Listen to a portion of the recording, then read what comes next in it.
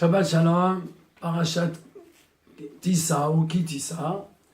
Donc c'est une très très grande parasha, une parasha très importante qui vient après ces deux grandes parachiotes de Trouma Havaya et de Tetzavé, qui parlaient de la construction du Beth Amikdash. Et d'après l'explication de Rashi, cette parasha Kitissa aura été, elle s'est passée avant Teruma et Tetzavé. C'est-à-dire que dans la parasha Kitissa, quel est le sujet de la parasha Kitissa? D'abord, c'est le rachat des enfants d'Israël par le demi-shekel. Et on voit qu'il y a eu 3 prélèvements. Donc, un, c'était le prélèvement. Dieu demande de faire un prélèvement. C'était pour les Adanim, c'est-à-dire les socles. Tout le monde devait donner la même chose parce que dans la base, tout le monde est la même chose. Le riche ne donnera pas plus et le pauvre ne donnera pas moins. Dans la base, au début, tout le peuple d'Israël, on a un pH, c'est-à-dire un potentiel d'attachement avec Dieu, le même du plus grand au plus petit. Bien sûr, dans les qualités, après, chacun il est dans sa qualité. Ça, on verra, ce sera la deuxième offrande, que chacun donnera ce qu'il veut, comme c'est écrit dans la Parashat Teruma, Zav, Chesed, Choshev, de l'or, de l'argent, du cuivre. Il y avait 15 choses qu'on devait offrir.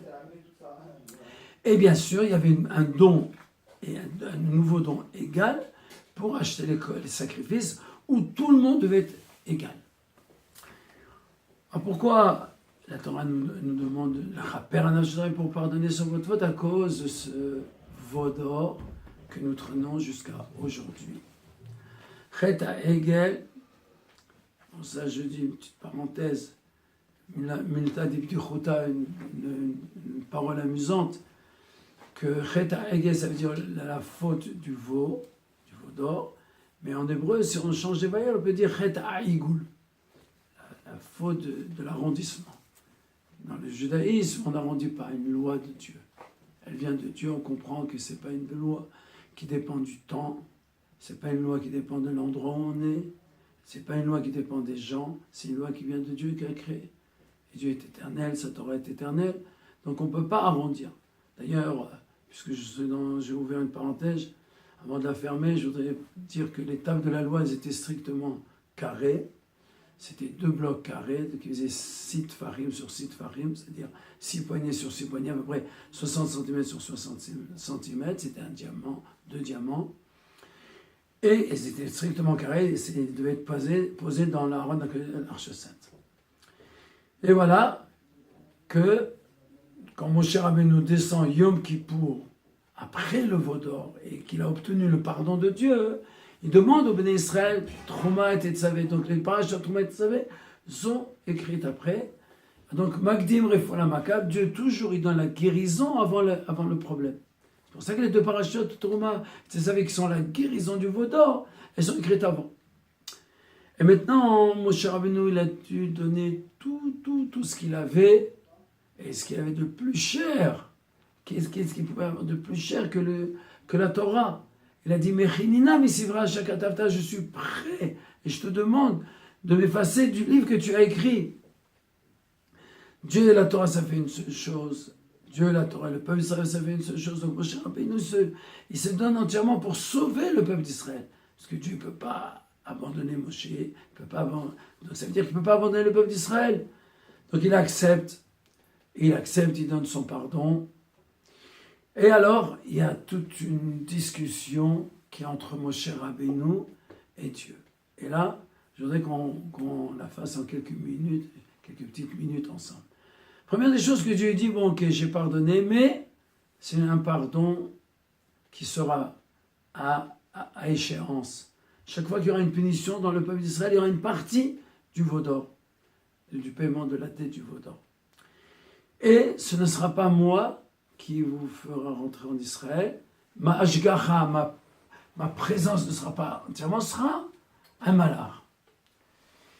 Alors là, Moshe Rabbeinu, il dit à Dieu, ça je ne peux pas accepter. Je veux que toi, Akadosh Baruch Hu, ce soit toi-même qui nous amène en Israël. Je ne peux pas accepter autrement. Et Akadosh Baruch Hu accepte la prière de Moshe Rabbeinu. Moshe Rabbeinu surenchère. Il dit à Kadosh Baruch Hu, Merci à Kadosh Baruch Hu, tu vas nous faire entrer en Israël, mais je veux que le peuple d'Israël ait une grandeur spéciale par rapport à toutes les nations, puisqu'à Mavdil ben Kodesh Ochol, Dieu il a séparé Israël de toutes les nations, il a séparé Shabbat de la semaine, il a séparé le saint du profane. Je veux absolument que tu nous donnes. Akadosh Baruch Hu accepte, et vous serez séparés.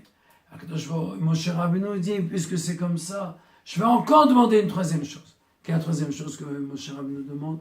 Arenina et Kvodra, fais-moi voir ta splendeur. Et Akadosh Baruch Hu accepte, sur certaines conditions. Tu ne pourras pas voir ma face, mais tu pourras voir au moins mes téphilines, le nœud des téphilines, c'est-à-dire mon aspect extérieur, une partie de mon aspect profond. Et on voit en réalité que si on réfléchit dans ces trois domaines, c'est comment Akadosh Baruch Hu il est avec le monde, comment Akadosh Baruch Hu il se conduit avec Israël, et comment Akadosh Baruch Hu se conduit avec les tzadikim, les justes.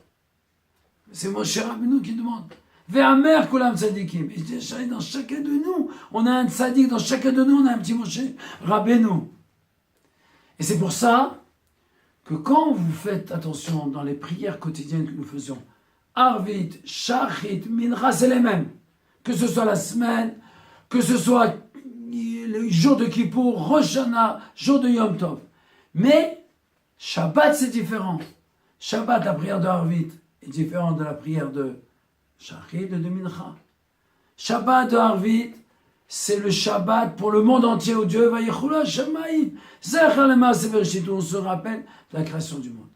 Shabbat midi, on est déjà dans la prière, on a sorti la Torah, c'est le Shabbat pour le peuple d'Israël. Et c'est pour ça que dans la prière, on ne dira pas Zecher Lemaaseh Bereshit. Minchat Shabbat, on arrive à un niveau extraordinaire où la Neshama, on a profité de la lumière de Shabbat, et on arrive à un niveau très très haut, c'est Minchat Shabbat, c'est le Shabbat des Tzadikim, et le Shabbat du Tzadik se trouve à l'intérieur de chacun de nous. Et c'est ça que ces trois prières sont différentes, et c'est ça les trois niveaux que nous devons savoir, qu'on doit atteindre. Kitissa ne veut pas seulement dire compter, c'est-à-dire s'élever. On doit s'élever jusqu'à ce qu'on va faire un Shabbat, les Chai Olamim, avec ma chère Tzidkenu, celui qui fait vivre tout le monde. Amen, Ken Yirason, très bientôt. Shabbat Shalom.